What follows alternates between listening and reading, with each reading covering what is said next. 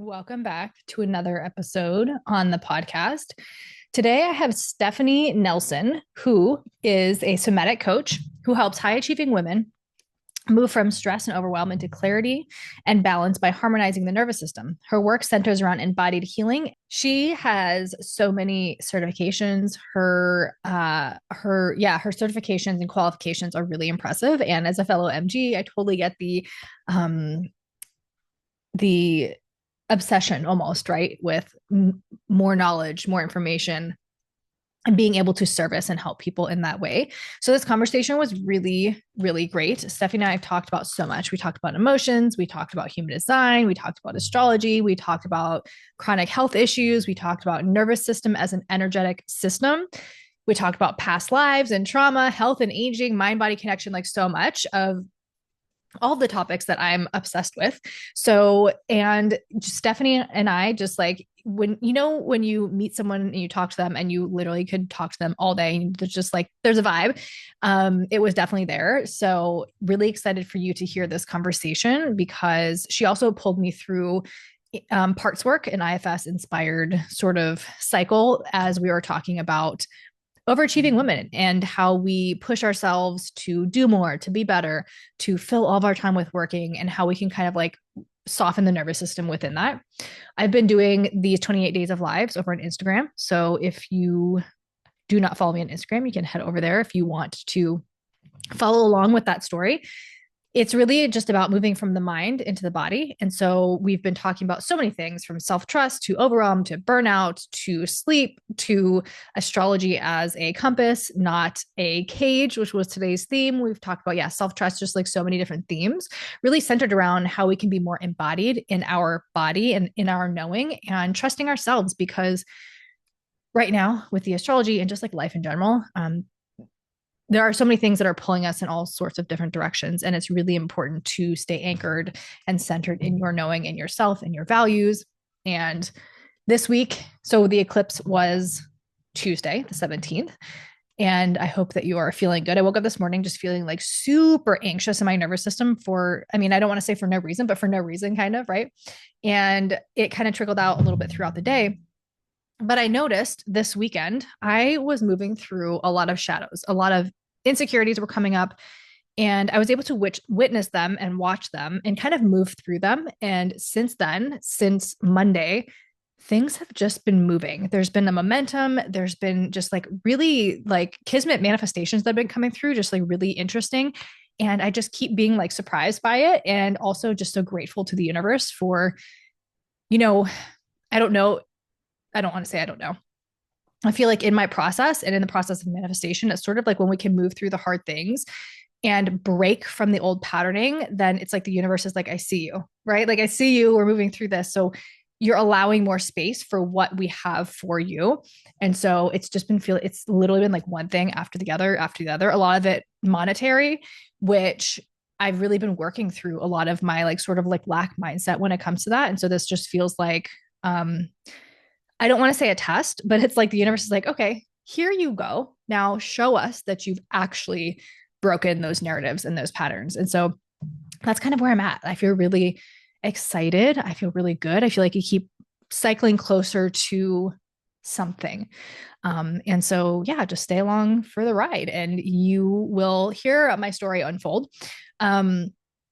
Jesse Eccles and I, astrologer Jesse Eccles, we used to do monthly transit updates here on the podcast, but we've stayed connected on Instagram, and we are doing a astrology and business hour sort of monthly offering, I guess, where we're talking about money, yes, as a business and how it can provide you income and all these things. But also we really just value, this is one of the things I love about Jesse is that, yes, we're in business and yes, we want sales and we want to grow and all these different things.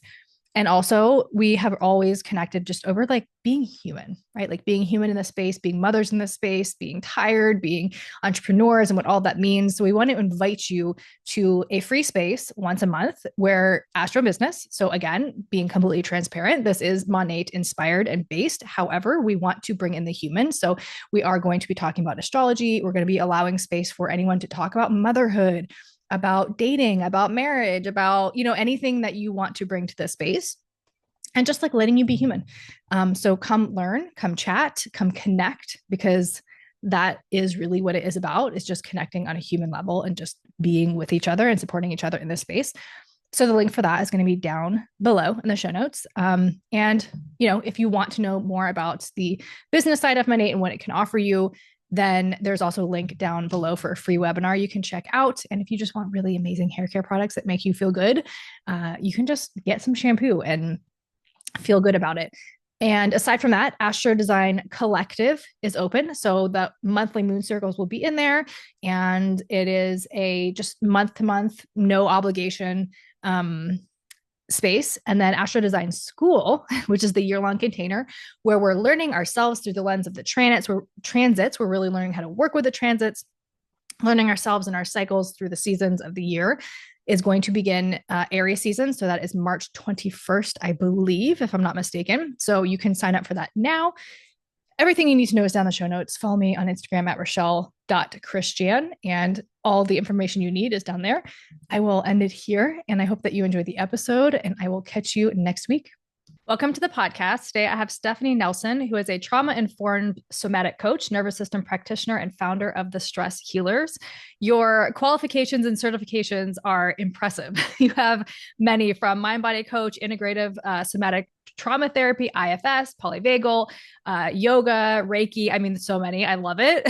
Like, I don't know if you're familiar with human design, but like as a manifesting generator, it's like all the things. I'm like so familiar Yeah. with it. But I always like to start with kind of letting you share as much or as little as you'd like about your story, how you got into this work, like if there's, anything pivotal or like impactful along the way that really like kind of shifted your trajectory, and then we'll just take it from there. Yeah, absolutely. For me, it began really with my own struggles and my own issues, my own diagnoses. When I was 12, I was diagnosed with arthritis, bursitis, and tendonitis in both of my hips. And it was often so bad, so inflamed that I couldn't walk upstairs at 12 years old.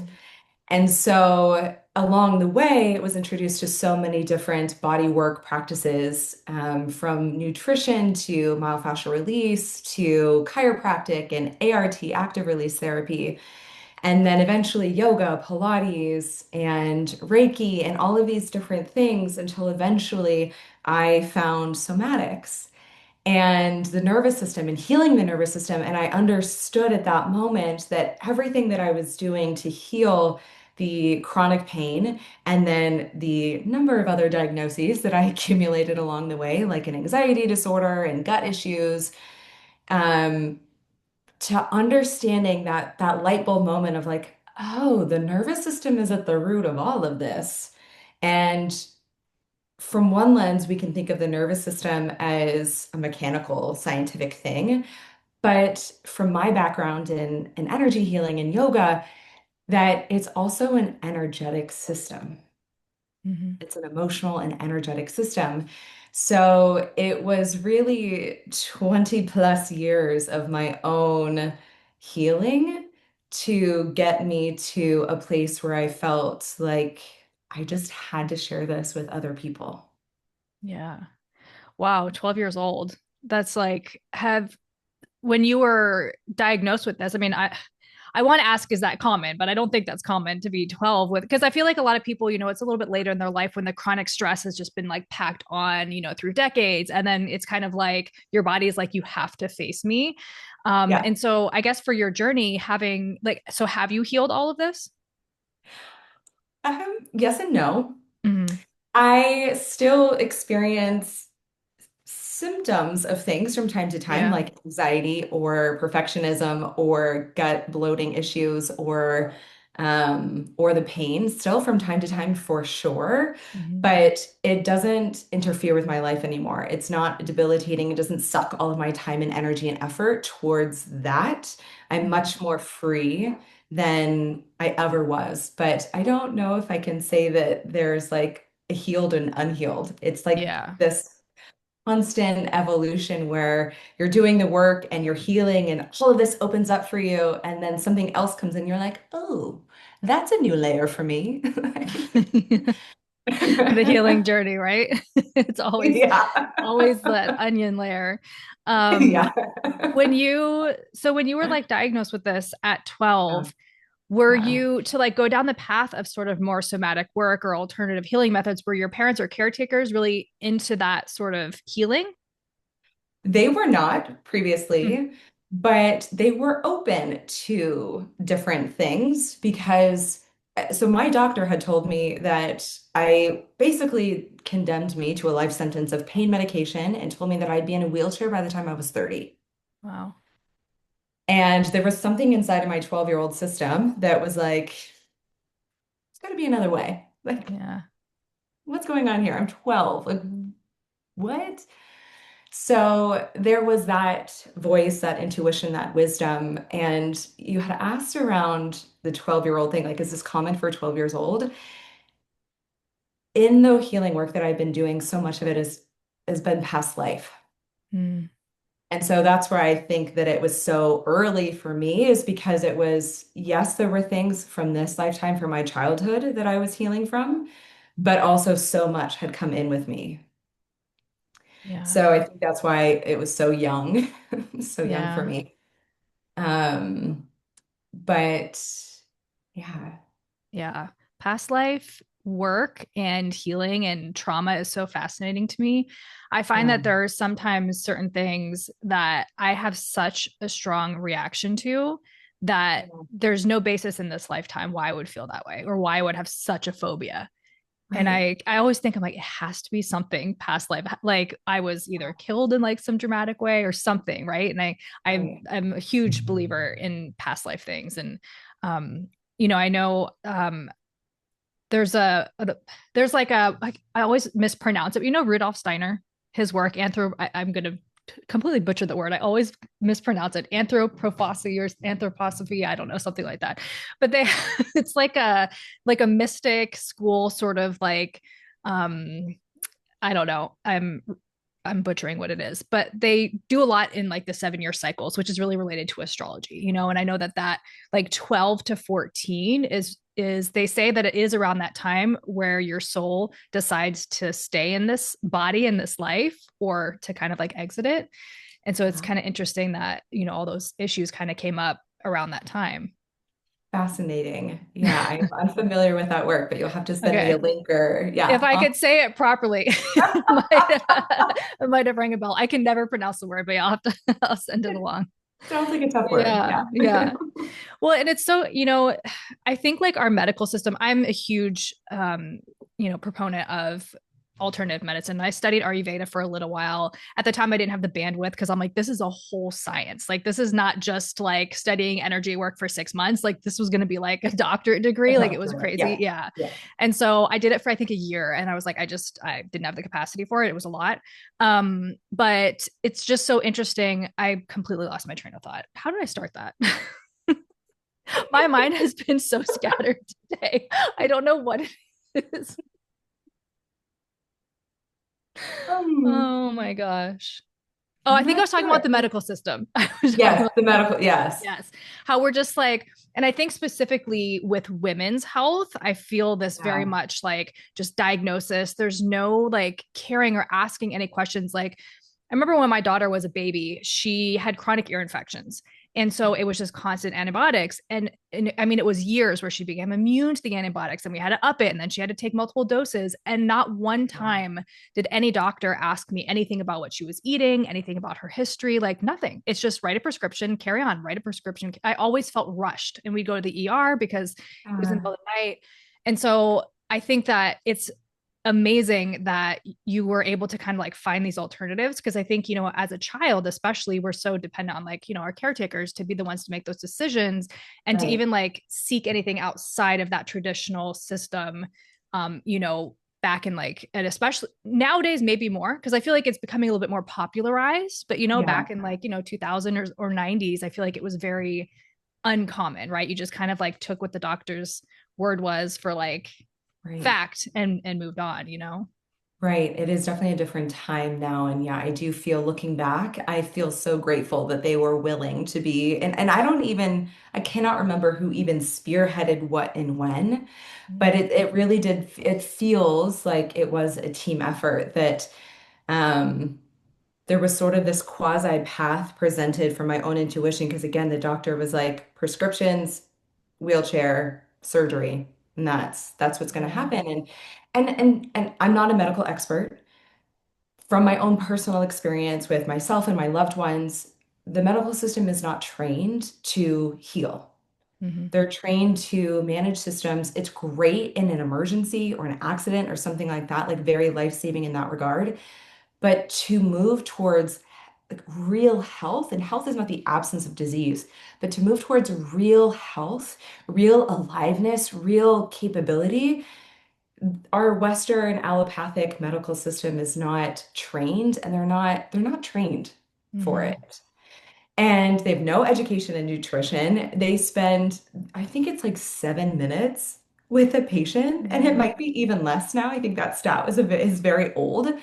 But this person that you're I mean, your life depends on this person, and they're spending Yeah. 7 minutes with you and not asking you about like the major things that make up who you are, your what you eat, what you ingest, not just what you eat in terms of food, but like everything you're ingesting, the air Hmm. that you're breathing in, the water that you're taking in, the sleep, the people around you, the beliefs that other people or caregivers are putting onto you. You're ingesting all of this, the media.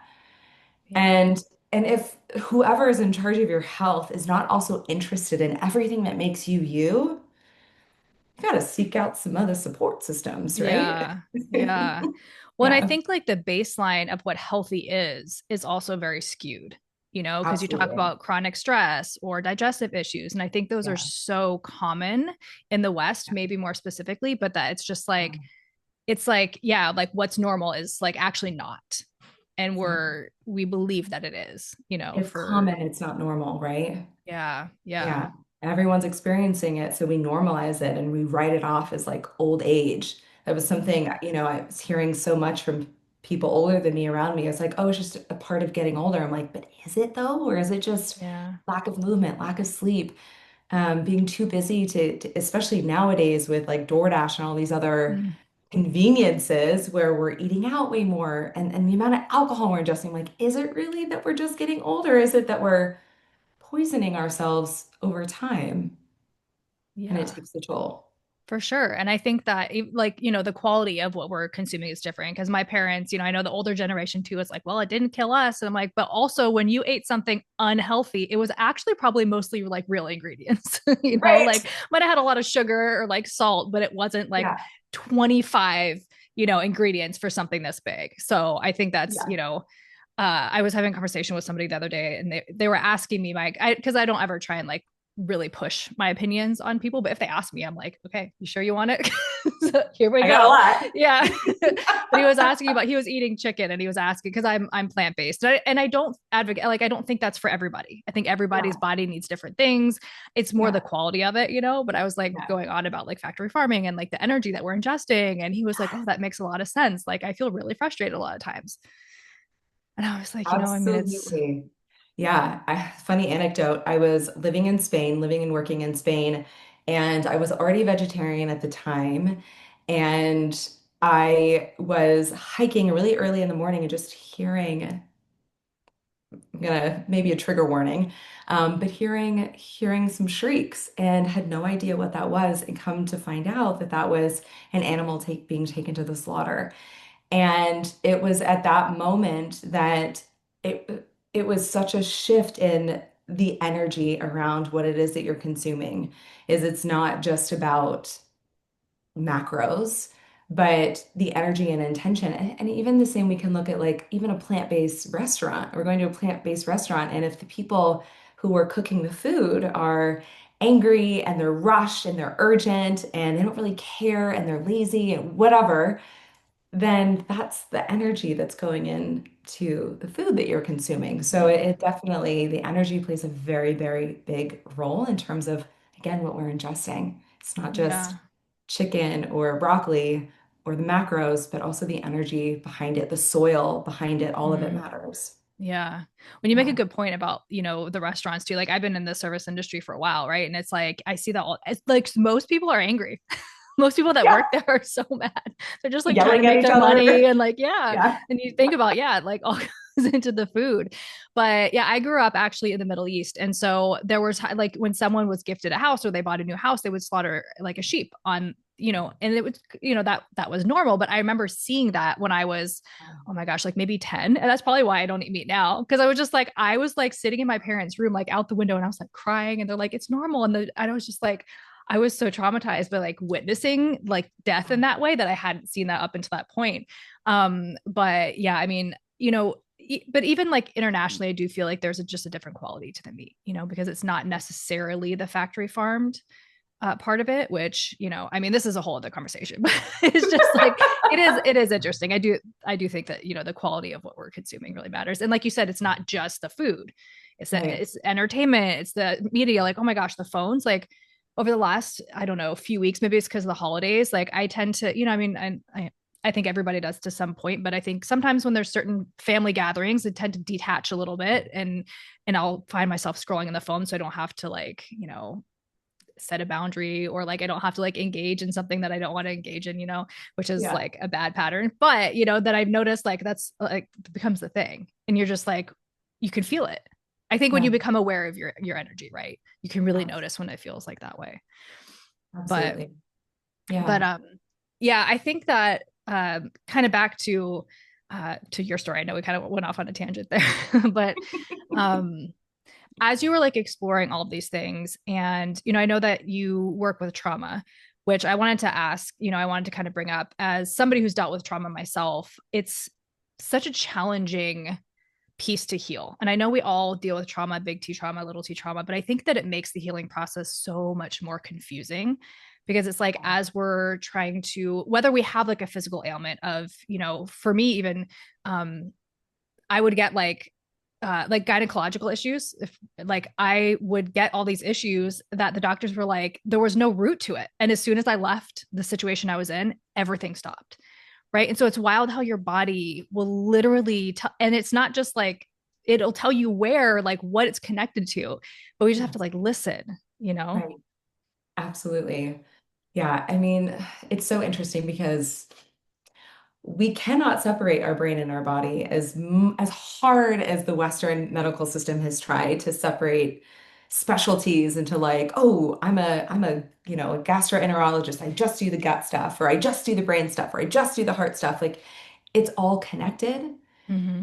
And I know that we don't grow up understanding the intricacies and the connection of all of it.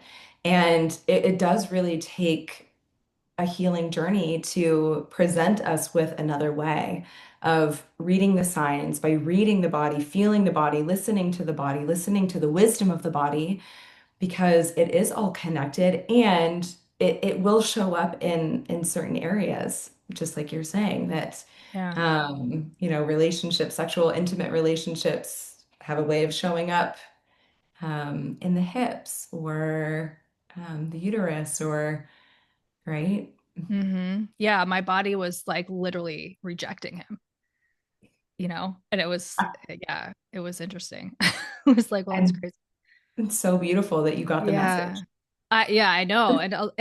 And that's why I think it's so important, like the somatic work is so Yeah. important, because I think that so many of us we're not taught how, like, because it's just band-aid after band-aid after band-aid. And so then we just become detached from our Yeah. body, and it's so important to like to find a way to get in and explore it. And I know with trauma that can be really challenging, because once you start opening that door, it become overwhelming. And it's important to have somebody who's certified or like knows how to hold the space for and work through that.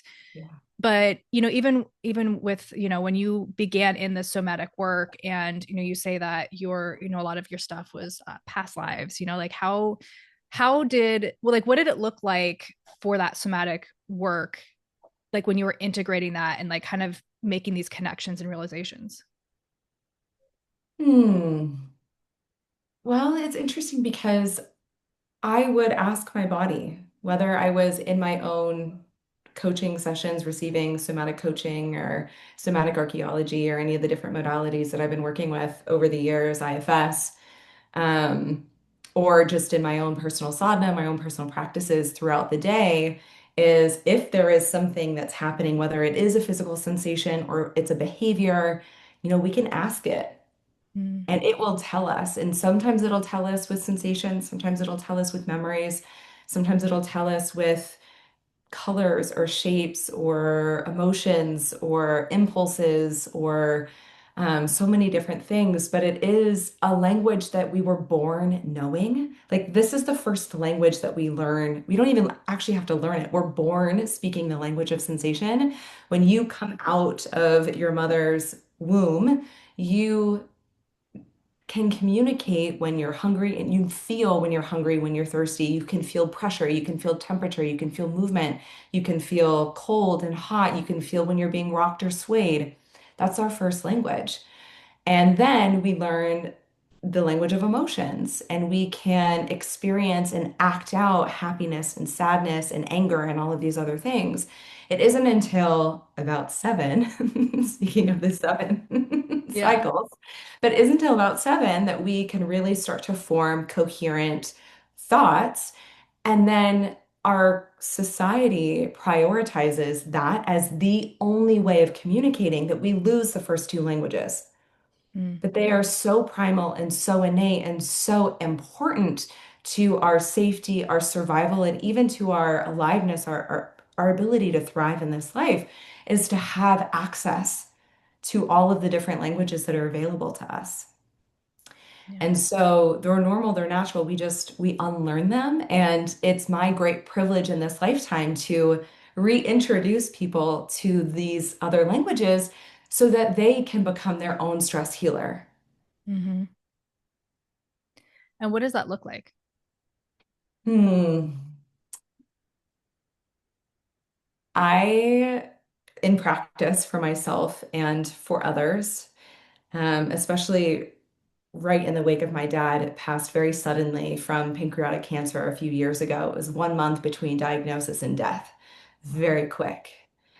And that sort of spun me into another another round of really intense healing. And at that point is when this method was downloaded to my system.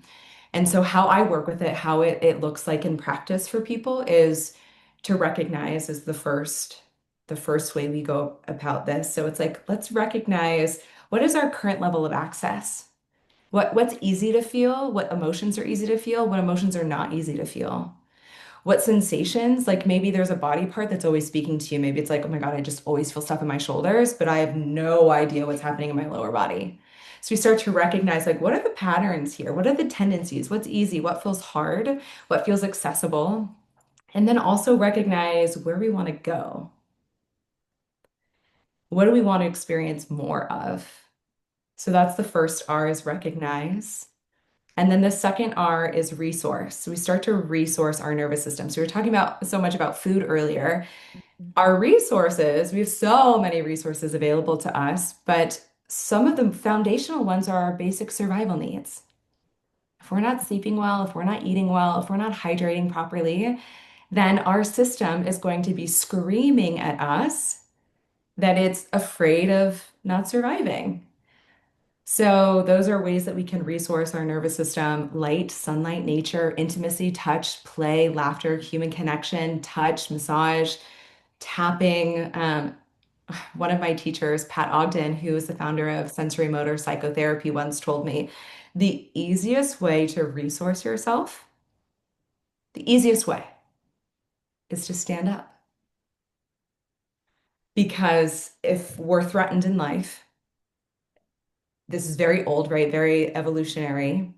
If you are sitting down or laying down or asleep, you're much more at risk for danger, threat, than if you were on your feet, have higher elevation, and can turn around, can reach for things, right? Hmm. Easiest way to resource yourself is to stand up. Mm.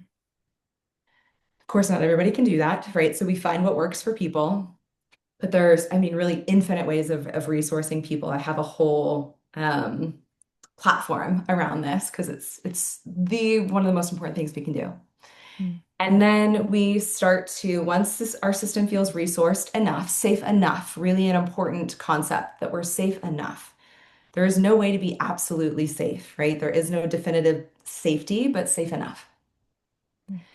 And then we look to release some of the things that are stored and trapped in the body because as we experience stressors and traumas, our body can store them in different ways. It's so funny. People are always like, oh, trauma stored in the hips, trauma stored in the hips. It's like, yes, and trauma can get stored in your pinky finger, in your eyeballs, like anywhere in your body, trauma can get trapped. We see it a lot more in the midline of the body, more like if you're familiar with the chakra system, since with your Hmm. Ayurveda energy Yeah. background. So the chakra system correlates incredibly well with the nervous system and the different nerve plexus in the bodies, which are nerve ganglion, like tons and tons and tons of nerves all coming together in one place. Brilliance of the yoga, ancient yogic system that it parallels. But it also coordinates with Reich's bands of holding tension, holding patterns of tension. So so many different places that we can hold things. And so we have the great opportunity to get in there and ask the body, ask the soma, what's ready to be released now? Even 2%, 5%, what's ready? What's like a little bit that we just can just sort of like let it move through, Mm. not to push it away or get rid of it, but like give it space to actually move. Yeah. This is very different than regulating out of just regulation. This is like leaning in. Right? Hmm. But of course, we have to be resourced. And of course, we have to recognize what's helpful for us, what's not helpful for us, what we want more of, right? And then the final component is building resilience. So, how do we expand our capacity to handle more of life's beautiful challenges?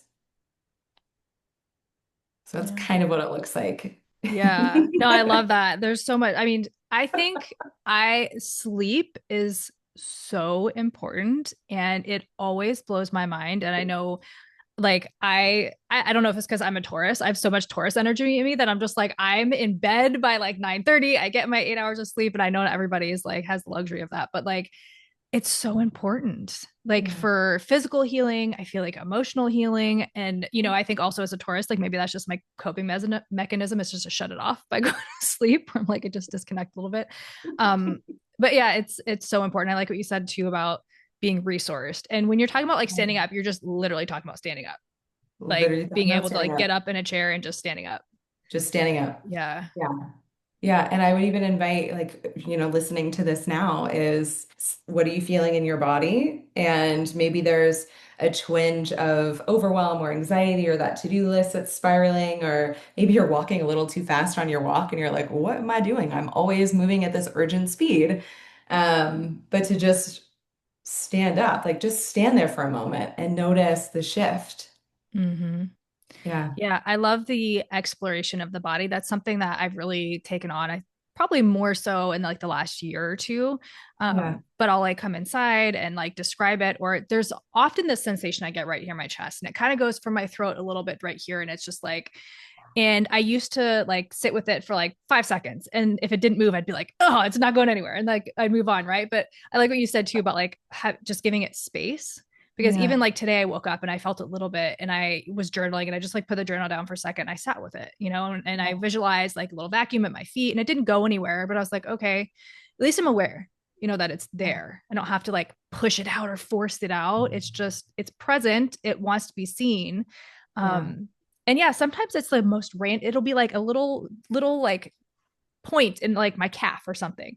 And I'm Yeah. like, what is it? I don't know, but I witness it. I Yeah. feel that it's there. I don't know what it's trying to tell me right now, but so I do Yeah. like that, like kind of just like really like giving yourself the time, even if it's 30 seconds, a minute, right? To come inside and just kind of like explore Yeah. your body. So I think that's Yeah. like so important. Absolutely. And you might, if you're open to this, you might even turn towards whether it's, this spot in the throat or the chest or that place in your calf Mm-hmm. and turn towards it and and say, like I see you, I feel you, I notice you, and I'm here for you. And whenever you're ready to communicate with me, and this has to be true, of course. If it's Yeah. not true for you, Yeah. don't say it.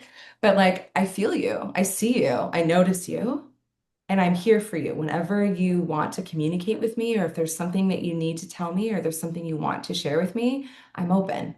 And it doesn't have to be right now, but I just want to let you know that I'm open and I'm willing for whenever you're ready. I'm kind of like we would with a kid, right? Yeah. Yeah. We're building a relationship. And I feel like so often we get into the body and we're like, I want to have the the most connected relationship. And it's like, if you were to meet somebody at your yoga class, you wouldn't be like, hey, do you want to be my bridesmaid?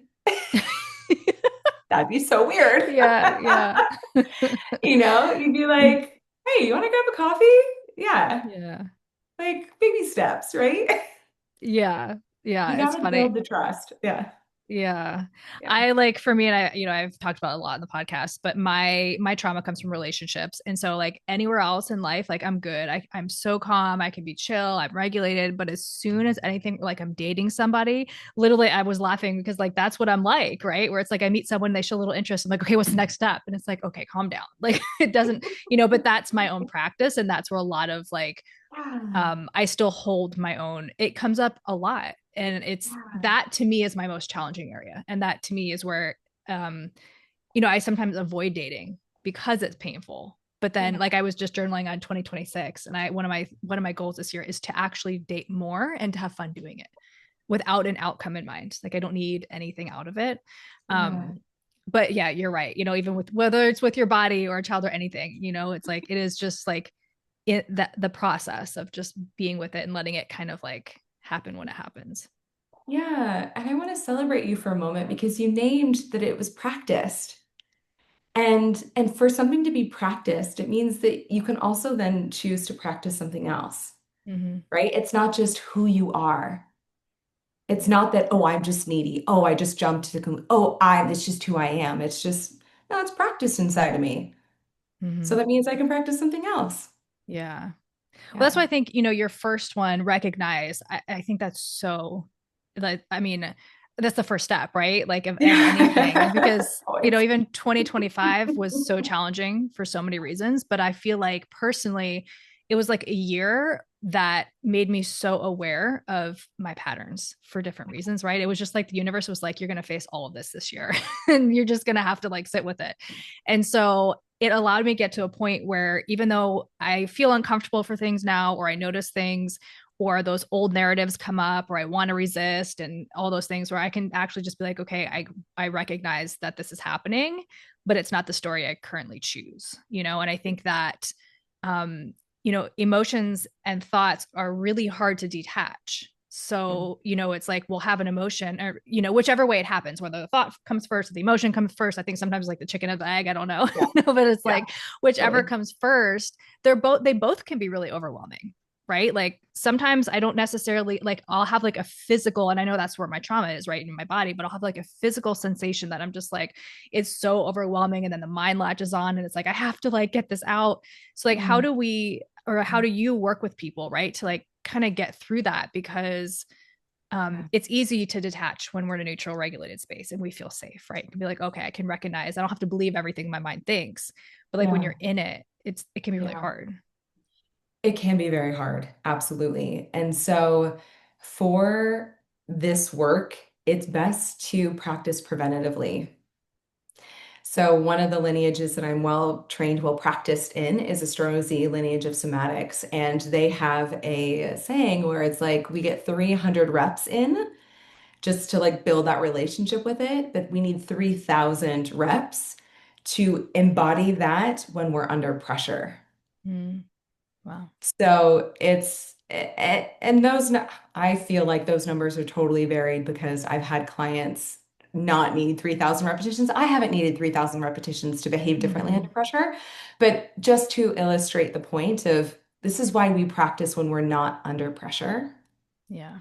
so that when there is pressure, we have that somatic memory of going, oh, wait, I actually have a lived experience of something else that I can call on in this moment. Mm-hmm. right? We're creating new neural pathways every single time that we show up in a certain way. And every time we show up in that way, we wire them, we rewire them, and we make them stronger. So it's easier to access under pressure. Mm-hmm. Yeah. What does your like day-to-day practice look like? Hmm. It changes every maybe 3 to 6-ish months, kind of depending on what I'm working with and working towards. So around the spring equinox every year, I create what I call a declaration. So I do not do New Year's resolutions, but I do a spring equinox declaration every year. And so I move towards something of my choosing throughout. And the year is usually like until November, December, and then I hiatus for the winter. So right now it looks like a lymphatic practice and a myofascial release practice, and that will change just depending on, I do usually like 2 or 3 different places that just feeling called. So maybe my quads or my belly or my traps. And then I've been doing the last many months is what's called temple bowl. And so it's a practice of holding whatever it is I choose to be holding.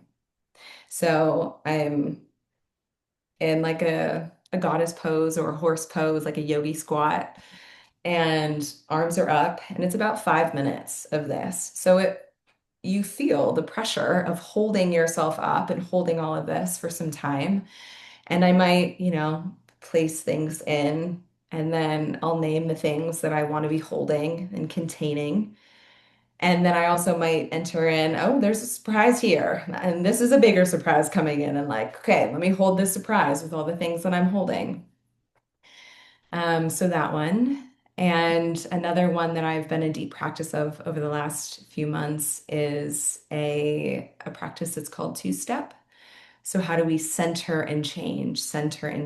How to keep moving and changing, but staying centered as we change, as the world around us changes? How do we stay centered? How do we move in a place that feels rhythmic and aligned and not rushed, but also not checked out or dissociated or numb?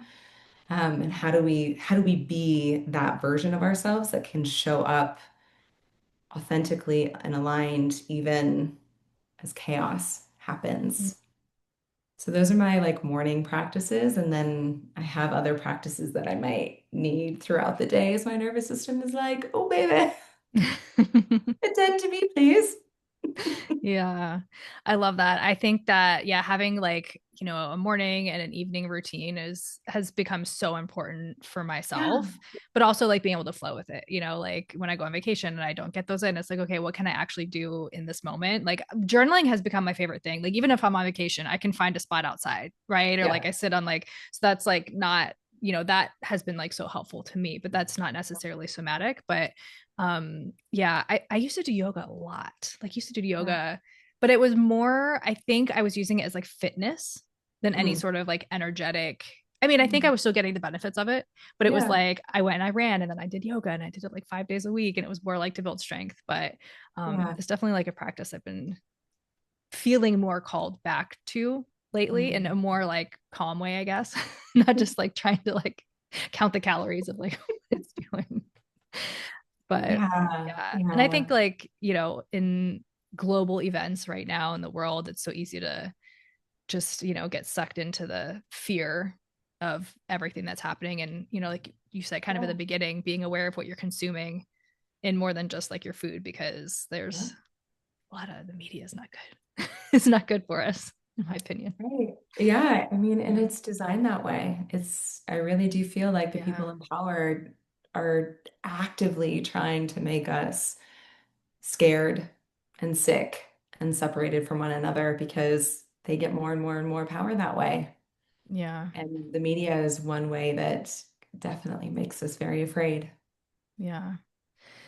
Can you speak a little bit to, I think, a lot of the listeners are a little type A, more so like very high achieving and, Yeah. entrepreneurs. And how do we use that sometimes as a maybe a mask or avoidance to like an Hmm. underlying issue. I know in myself, right? Like it's, Yeah. even my MG energy, it's like I have to like do more and I have to like, and it's like keeping your time busy.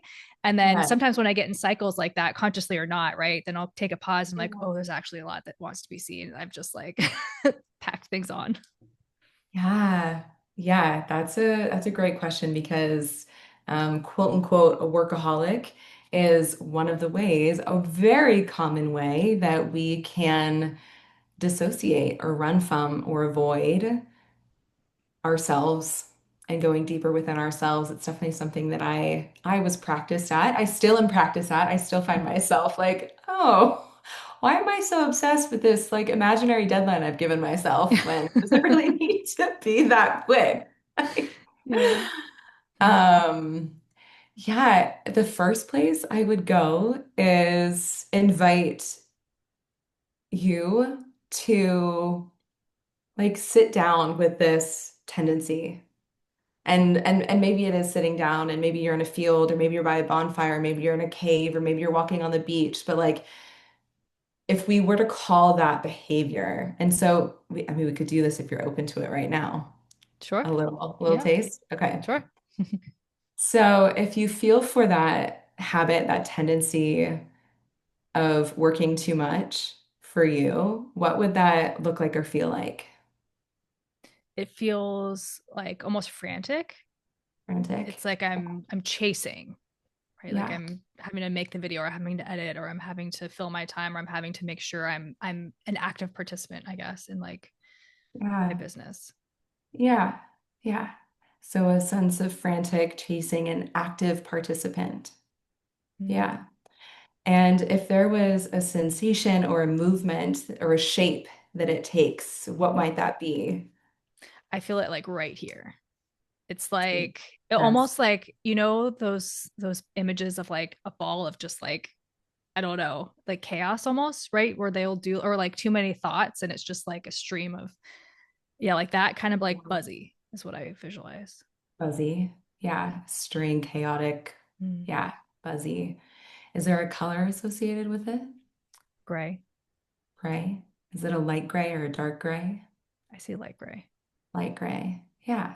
Yeah. So if we could just let that be here for a moment. Yeah, and if you want to close or soften your eyes, and you named it, it was right around the heart space. If you want to put your hands on that place and really sense and feel that urgent energy, this ball of chaos that's light gray, and letting that just be here with us for a moment, and letting this part of you know that it's here for a reason, and it's been doing this thing for how long would you say?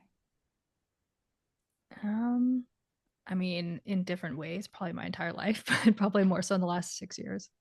Yeah. Yeah. Yeah. So it's been around your whole life, but even stronger in the last 6 years. So it's really practiced inside of you. Yeah. My son. What was that? My son just knocked on the door, but it's okay. He was like, "Oh, she's still on the call." Mm. Yeah. Yeah. And if this part of you feels like maybe there's some other information that it wants to share right now, and it could be a memory, it could be a sensation, it could be a mantra, like anything that feels present at this time right now. He's just telling me that I don't have to chase, like I can be in flow and things can still move. Hmm. That voice that says you don't have to chase, that you can be in flow. Ask that part if this is the same urgent, light gray ball of yarn, or is this a different part? Mm. I don't have like an immediate answer for that. Hmm. Yeah, yeah,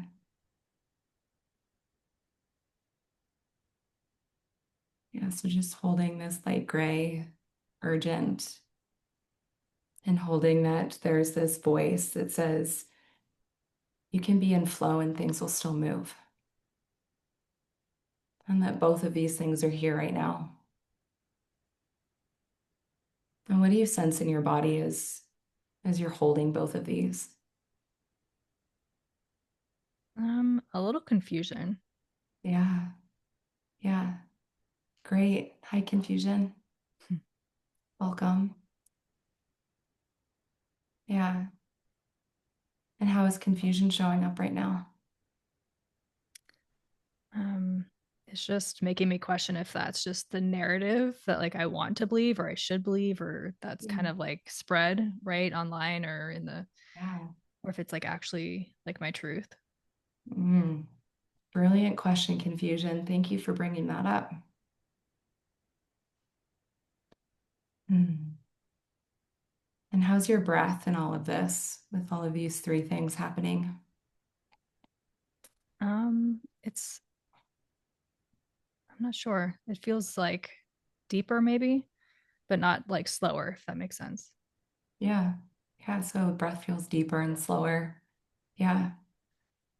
Can you sense and feel your feet right now? Mm-hmm. Yeah. Great. Yeah. Anything else that confusion wants to share with us? Mm, just having like a little like a sensation of like I wouldn't say dizziness, but Mm. maybe like Yeah. a part of me is trying to disconnect. I don't know. Yeah. And if we were to ask that sensation of dizziness, that maybe potential of disconnection, is that the same as confusion or is that connected in some way because it's Yeah, showing up? yeah, it feels like it's just like a fear of failure almost like this. Yeah. Yeah. Yeah. Yeah. So that's here too. That's here too. Yeah. So this might be a really beautiful place to pause and just holding Mm, all of these four things that have shown up in just a couple of minutes. yeah. And we can start to feel how complex we are and that each of the living energies inside of us have different ideas and perspectives and desires and longings and behaviors. And so as we start to live in and give each one of them space, then we understand how we can befriend each one and bring them into the greater system instead of like them fighting each other behind the scenes. Yeah. Yeah. Yeah. It's a really beautiful practice. I remember it's IFS based. Yes. Yeah. Yeah. Yeah. The first time I explored IFS was like probably about 6 years ago. Like it was the beginning of like my journey. And I remember all the things that came up, like my body, I just started like shaking. And I had never like experienced that before. And at the time, the facilitator was like, do you want to continue or not? I was like, I don't know if I can. But like Yeah. since, right, like kind of going in since then, it is Yeah. like, you know, yeah, it's interesting. Even having done a lot of work on myself, just even the things that still come up, I'm like, huh, didn't realize that was still in there. Yeah, It's really powerful absolutely. work. It Yeah, thank is. you. Yeah. And this is part of the recognize because we got to recognize all of the energies and the emotions and the complexities that are all present and all informing your larger system. Mm-hmm. And then each one of them needs different resources. Yeah. Each one of them has different experiences that it wants to release. Each one of them wants a different way of building capacity and building resilience. Mm-hmm. Yeah. Yeah. If you're doing it like if you're doing this process or if you do it, do you do it to yourself? Like on your when you're Yeah. And typically I do it in my journal. okay. That makes Yeah. sense. Yeah. Yeah. So I was to say, how long does that process, like how long do you sit with each part? It depends because they will tell me yes or no, or I'm ready to move on, Mm, or yeah. Yeah. But yeah. generally what I'll do is I'll find a song that's like 12 minutes long or Mm, 20 minutes long, or I'll have some container in that way um and either journal like in words. I also have a different like an IFS based journal that I have too Mm-hmm. that is more visual. Like I'll write a part in the center Mm, and then I'll start to map everything that's connected to it. And so I might only do this for 10 minutes. And then if, the next day I might choose a different part to focus on or enter, right? And the part can be an emotion, it could be a sensation, it could be literally anything, it could be a memory. Or, when I come back, I might go back to a different day and continue to work with that family mm, system, right? That yeah. internal family system. Yeah. Yeah. That's beautiful. Beautiful practice. Are you familiar with astrology? I am, yes. Okay. Yeah, I'm not trained or anything in it, but Yeah. I'm familiar. I love it for myself. Yeah. Okay. Yeah. I mean, well, Yeah. because are you okay with me sharing just a little piece of your chart? I would love that. You Okay. asked me for my thing and I was like, oh, yes, yes, yes. Yeah. So you're a Pisces sun, but Yeah. you have an insane amount of planets in Capricorn and it's your Insane rising. amount. Yeah. I think you have Yeah. like 5 or 6 planets there. So I'm Yeah. like, there's so much. And I can see like even just like your green shirt and behind you is it's such like earth energy. But Yeah. yet, like you have this like softness, like in speaking to you, that is really like that Pisces that I think comes through.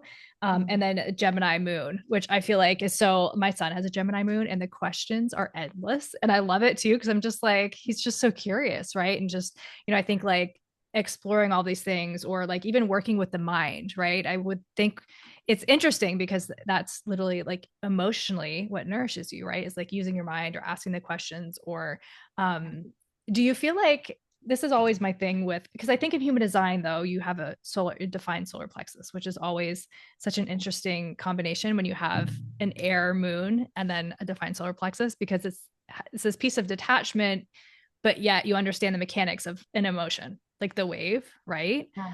Um, a lot of people who have Capricorn moons, the Capricorns are very compartmentalized. They compartmentalize their emotions, right? But then with that solar plexus, like riding that wave, have you found like do you I I'm trying to form my question here with the Gemini moon, or how do you experience your Gemini moon? How do you feel like that shows up for you? One of probably first and foremost is my obsession with experiencing things, Mm, like my curiosity. And as you named coming in, like my list of certifications, multi-passionate entrepreneur, manifesting generator, yeah. I'm just like all the things all the time. And so that shows up. I'm like always training in things, always learning more things.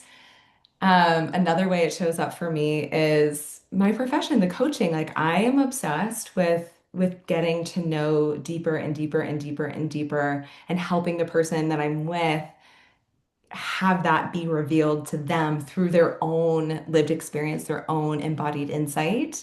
Mm, Another way that it shows up that paints a less lovely picture of me that I'll share is I have a tendency, I have a practice, it's very practiced inside of me to jump from thing to thing, like respond probably too quickly, mm. and not move from center, which is hence my my two-step practice Yeah. and moving from center. Um, oh, and there was one other thing that I wanted to share around the Gemini moon, but it's evading me right now, so I guess Mm. it was not important. Yeah. Well, I love it. I have my Venus in Gemini. So I feel like just emotional or like I'm very attracted to like just Gemini people in general or people who have Gemini like really prominent in their chart because I love Yeah. I find that Gemini I feel like Gemini gets a little bit of a bad reputation because it is like flighty and it's like I don't know, people are like, oh, it's surface level, and it's like Gemini is not surface level in my experience. Like Yeah. Gemini can be surface level, right? Like you could have conversations about like the weather, like whatever, but the ability to go deep is actually really beautiful. Like because it comes from that curiosity place, right? And I also Yeah. find that Geminis, because they're kind of so like their mind is not scattered, but they just have a lot of curiosities and like you said obsessions about like different things. They have this beautiful ability to like perceive things from all different perspectives, like they're open to that. So the Yeah. curiosity I love. And I always try, I mean, with the podcast, right? That's like one of my like goals in anyone that I speak to is like, I just want to come with curiosity and Yeah. not opinions or perspectives or, just like keep it open. I mean, like I share things about myself, but Yeah. I'm so fascinated with learning. Just like it's so, and I have Chiron and Gemini, so maybe I just have a wounding there that I'm like, I have to heal this. So we're to be open to everything. But Yeah. Oh, and you reminded me of the thing that I was going to bring up is like the ability to hold complexity. I feel like mm, it feels very easy for me is to hold maybe opposing things as mm-hmm. being true at the same time. And that just feels so easy and normal and natural for me. Yeah. Um, Well, yeah. even you think of like all those three, right? Like water, air, and earth, and Capricorn, earth at that. Capricorn is very like structured. Let's do this. It's time based. It's like let's make things make sense. There's a time and a place for everything. Pisces is just like off in the clouds, and it's like let's just, the Yeah. life is beautiful. And then then Gemini is just like everywhere. So it's a really like interesting like mix that you have, but it's like I don't know. I just love that's one of the things that I love about astrology. That's helped me in my journey is like the ability to it's not the thing, but like I find that it's helped me see myself and accept myself in a way that like no other tool really allowed me to, right? And like the complexities and like nuances of like everybody's chart, it's just like so amazing. And Yeah. people are like, well, I'm a whatever, and I don't resonate with it at all. I'm like, but there's so much. It would take like so long to like really peel back all the layers of like who you are through it, Right. right? To just like slap on a like you're a Gemini sun or you're a Pisces sun and like period. Like, no, there's so much. Right. Right. And Yeah. even, I mean, you have your big three, right? So it's like you can't even just talk about your son. And even some, like, for example, the Chani app, all Mm, of her readings are based on your rising, not even your yeah. sun, right? And so there's Yeah. so many different ways of looking. And then, yeah, all of the like sextiles and all of those things. And you're like, Mhm. whoa, there's just, yeah, there's, yeah. Yeah. That's like one So much thing where, complexity there. have you heard of the Modern Wisdom podcast? Modern Wisdom Yeah, podcast. Chris No, Williamson. haven't. I only just started listening to it recently. It's pretty interesting. But he was talking about, I think on like the most recent podcast, he was talking about he came up with this theory, I guess, between like discipline, obsession, and motivation. And he was saying like discipline is where like you force yourself to do something, right? Like I have to do this. I'm gonna wake up and I'm whatever. Motivation, he said it kind of ebbs and flows because you'll feel motivated and like not, but like obsession, he's like, you have no choice but to do that, which he's like obsession will eventually like kind of fall away, but then the discipline and then will be in place because you were so like you couldn't sleep, you couldn't like eat without like doing this thing, right? So Yeah. I'm just like I love the intensity. I love being like to me that's astrology is when I first learned astrology, but I'm like it's 7 years later and I'm still obsessed. And I think it's more just the obsession of like I felt so misunderstood and I didn't even know myself that to me, like helping other people see themselves through that tool is Yeah. just that's what I'm obsessed with. It's Yeah. like, but Yes, anyway. I feel that with somatics. I'm, yeah, 6 years in Yeah. and I'm more obsessed than ever. Yeah. Yeah. I love it. And it's um so important for us to like come back to that wisdom like you said kind of at the beginning that in childhood like the feeling and like the emotions like the physical and the emotions right but as kids it's just like second nature. It's like a language to us that we like get taught out of or conditioned out of. I mean there's so many times when I remember even like with food right where it's like your parents are like eat everything on your plate but you're like I'm not hungry. Yes you are, but I'm Yeah. not, like Yeah. it's like that abandonment I guess of what we know to be true is so Yeah. important, I think, especially now for us to like come back to that. I would keep saying like, especially with Aquarius, right? Aquarius is like the rebel, but I think that for us being authentic in a world that tells us who we should be is an act of rebellion, right? And so it's Yeah. like right now it's so important for us to come back to that authenticity of like who we are. So I think Yeah. what you do is so beautiful in helping people like come into that place and just like make a connection with their body and understand. And even what we just did, like speaking to those parts of myself, right? It's like it's all there and Yeah. we're everything and we're all of it, right? I don't know. It's beautiful. Yeah. It Yeah. is. It is. Yeah. Is there anything that you want to leave people with that maybe you felt like we didn't talk about or I feel like we you're so easy to talk to. I was just like I feel like I talk more than you did. But Oh my, I mean, yes and no. There's not one thing in particular because then there would be 12 things.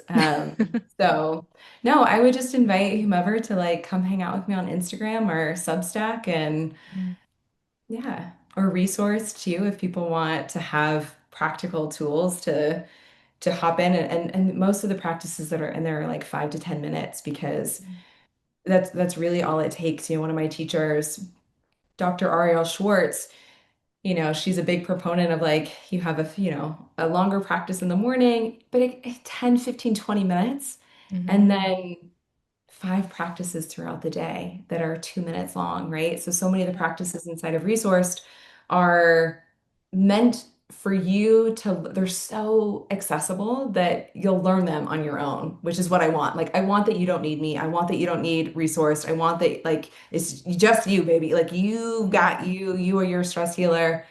That they're so easy to remember that you can just do them. But yeah, no, I would just say come hang out with me on Instagram, Substack.